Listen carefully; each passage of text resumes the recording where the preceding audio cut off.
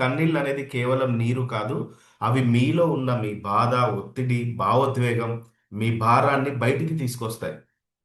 మీ కర్మ అంతా బయటికి వెళ్ళిపోతుంది.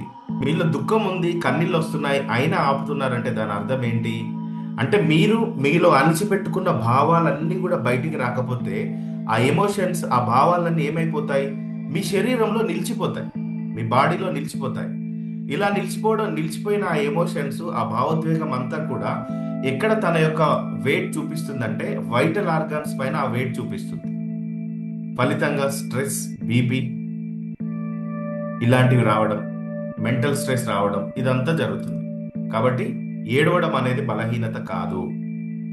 మీరు అడ్డుకున్న ప్రతి కన్నీరు మీలో ఒక ఫ్రీక్వెన్సీ లాగా ప్రసారం అవుతూనే ఉంటుంది. మీరు ఏడవకుండా అణిచిపెట్టిన బాధ, కోపం, దుఃఖం మీలోనే నిలిచిపోతుంది.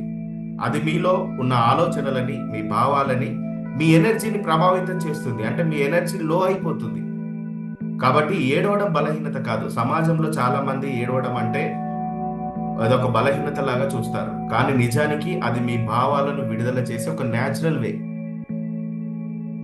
మీ ఎమోషన్స్ ని రిలీజ్ చేసే ఒక న్యాచురల్ వే. ఇది మీ కణ స్థాయిలో, మీ నర్వస్ సిస్టంలో, మీ కణ స్థాయిలో స్ట్రెస్ తొలగిస్తుంది, రిలీజ్ చేస్తుంది. అందుకే ఏడ్చిన తర్వాత చాలా మంది తేలికగా అనిపిస్తుంది. ఎసర్నో? అవునా కదా?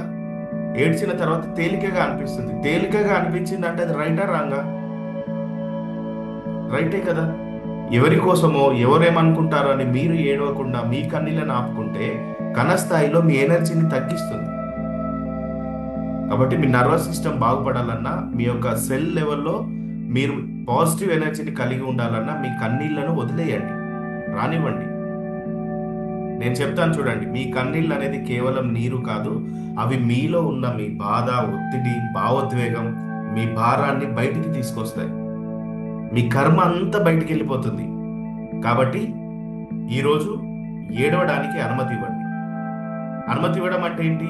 మీరు డెవలప్ అవ్వడానికి అనుమతి ఇవ్వడం. ఏడవడానికి అనుమతి ఇవ్వడం అంటే, చాలా మంది ఏమనుకుంటారు, ఏడవడానికి అనుమతి ఇవ్వడం అంటే ఇప్పుడు ఏదో నేను తగ్గుతున్నాను అనుకుంటారు. No, never. మీరు ఇప్పుడు ఏడవడానికి అనుమతిస్తున్నారంటే మీరు ఎదగడానికి ఒక స్టెప్ ముందుకు వేస్తున్నారు. మీ భావాలను అంచకుండా అనుభవించగలిగితే మీలో మానసిక ఎదుగుదల మొదలవుతుంది. కాబట్టి ఏడవడం అనేది ఒక natural emotional release way, one of the best medicine. కాబట్టి కన్నీళ్ళలో ఉన్న బాధల్ని, భయాలని బయటికి వదలండి. మీరు చాలా తేలిక అవుతారు. తేలికైన మనసు స్వచ్ఛంగా మారుతుంది. స్వచ్ఛమైన మనసు డబ్బును ఆకర్షిస్తుంది.